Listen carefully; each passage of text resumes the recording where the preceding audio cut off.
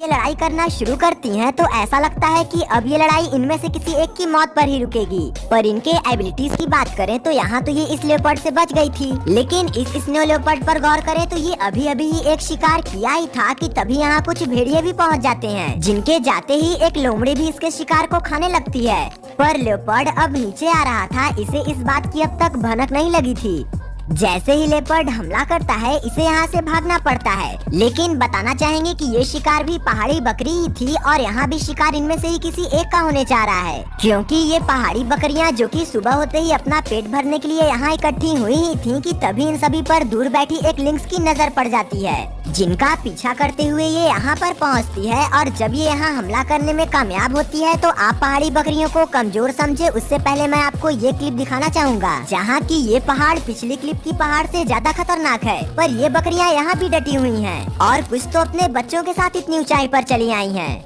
वैसे ये पहाड़ कितना ऊंचा और कितना खतरनाक है आप इस सीन से अंदाजा लगा सकते हैं। अब ऐसे में ये सभी बकरियां पहाड़ से नीचे जा रही थीं ताकि ये अपना पेट भर सकें, पर इन सभी बकरियों में इस नन्ही बकरी पर खतरा आने वाला था इसका अंदाजा किसी को भी नहीं था, क्योंकि ये सभी इसे पीछे छोड़ते हुए आगे चली आई थी, जहाँ की ये भी कोशिश करते हुए अपने माँ के पास पहुँच तो जाती है, लेकिन अब यहाँ एक नए मेहमान की एंट्री होती है जो थी ये लोमड़ी। और अब यहाँ क्या होने वाला है ये बताने की जरूरत नहीं, ये ऊपर की ओर बढ़ रही थी और ये बकरी नीचे इसकी ओर ही आ रही थी, जहाँ बकरी को देख ये बड़े ही फुर्ती के साथ उसे दौड़ा लेती है। पर पहली बार में तो ये बकरी बच जाती है, लेकिन अभी भी खतरा टला नहीं था, जिस वजह से ये सभी बकरियां पीछे न जाकर यहाँ से ही छलांग लगाने को सोचती हैं और एक एक करके जब यहाँ से कूदकर भागती हैं तो ये लोमड़ी दोबारा से इन्हें दौड़ाती है। पर बकरियां इस पहाड़ी पर दौड़ना लोमड़ी से बेहतर जानती थीं, जिस वजह से ये छलांग लगा लगा कर झटपट भागती हैं और लोमड़ी कुछ समझ ही नहीं पाती। इस वजह से यहाँ तो ये लोमड़ी हार जाती है, पर यहाँ ये फेल नहीं होने वाली।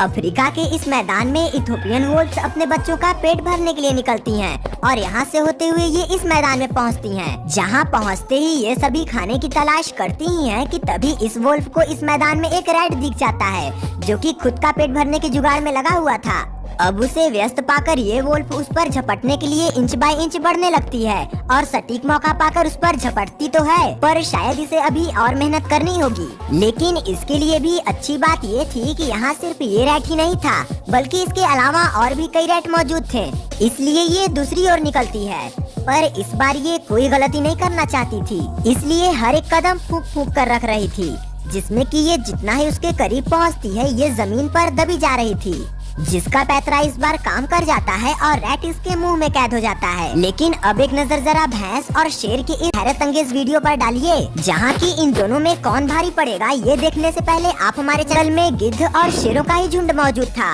और गिद्ध यहाँ शेर के निवाले को चट करने के लिए इकट्ठे हुए थे। पर ये शेर एक नए शिकार पर निकलता है जो कि होने वाला था एक भैंस।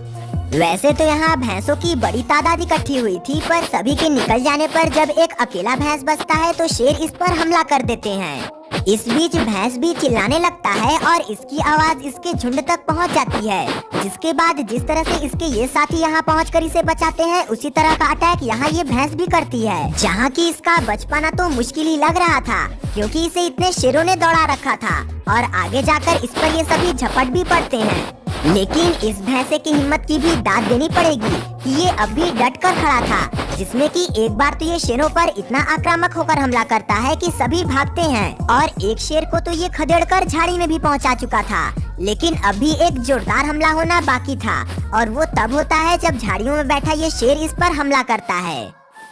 इस दौरान भैंसा शेर को अपने सिंग की अच्छी सवारी कराता है। पर दोस्तों बड़े जानवरों की बात तो अलग है, यहाँ तो छोटे जानवर भी किसी से कम नहीं है। जी हाँ, गिलहरी, जिससे कि ये उम्मीद नहीं की जा सकती कि ये किसी सांप का सामना करेगी, आज ये वो भी करके दिखाएगी।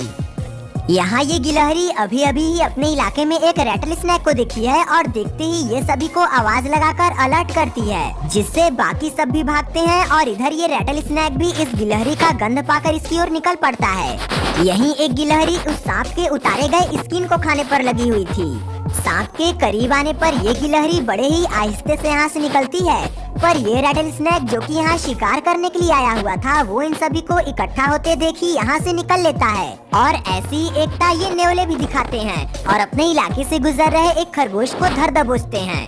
इस काम को अंजाम देने के लिए सिर्फ एक नहीं बल्कि कई नेवले थे और बाकी सभी इसे घेर कर खड़े थे। ये नेवला इस खरगोश को घसीटते हुए लेकर जाता है, जिस बीच ये उसकी चमड़ी ही उखाड़ लेता है और इसके बाद और दो नेवले भी ऐसा ही करते हैं, जहां आखिर में खरगोश तड़पते हुए बेबस पड़ा रह जाता है और नेवला इसे खा जाता है। ठीक इसी तरह का नजारा आप यहाँ भी देख सकते हैं, जहाँ नेवलों के साइज के ही जानवर, जिन्हें की मिरकेट्स कहते हैं, एक रेटल स्नेक पर अटैक करने के लिए तुले हुए हैं, जो कि अपनी पूंछ हिलाकर इन्हें भी लगातार इससे दूर हटने का वार्निंग दिए जा रहा था। पर जब इसके बावजूद भी मिरकेट्स नहीं मानते तो ये उन पर स्ट्राइक करता है। लेकिन मिरकेट्स इसके स्ट्राइक को भी मात दे रहे थे और इकट्ठे होकर सबके सब इस पर हमला करते हैं। इस इलाके से निकलता हुआ चीता इम्पाला को टारगेट बनाते हुए इन्हीं का शिकार करने का प्लान बनाता है और अचानक से इन्हें दौड़ा लेता है, जिसमें बाकी इम्पालास तो भागते हैं पर ये इम्पाला पकड़ा जाता है और चीता जब इसे घसीट कर यहाँ लेकर आता है तो बबून भी यहाँ पहुँच जाते हैं और चीता को यहाँ से भगाते हैं। शुक्र था कि जिंदा था और कुछ ही देर बाद ये होश में आकर उठ खड़ा होता है।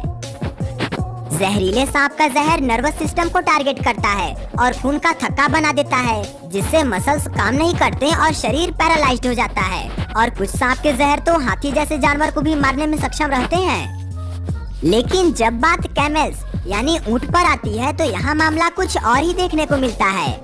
ऊंट, जो कि रेगिस्तान का एक सामान्य सा जानवर लगता है, इनके मुंह के स्ट्रक्चर और अंदरूनी बनावट की वजह से ये वो भी खा सकते हैं जिन्हें देख आपके मुंह में भी चुभन होने लगे। ये साधारण से दिखने वाले जानवर नागफनी जैसे कटीले पौधों को भी ऐसे खाते हैं जैसे कि ये उनके लिए घास हो। खैर चलिए, माना कि नागफनी तो फिर भी एक पौधा है, पर आपको जानकर हैरानी होगी कि ऊंट सांप जैसे जानलेवा जीव को भी खा जाते हैं। मतलब अगर इनके आसपास या इनके इलाके में कोई सांप दिख गया तो समझिए कि मुसीबत ऊंट पर नहीं बल्कि सांप पर आई हुई है। इस बात को जब से इन्हें पालने वालों ने जाना है, तब से अगर इन्हें कहीं मरा हुआ सांप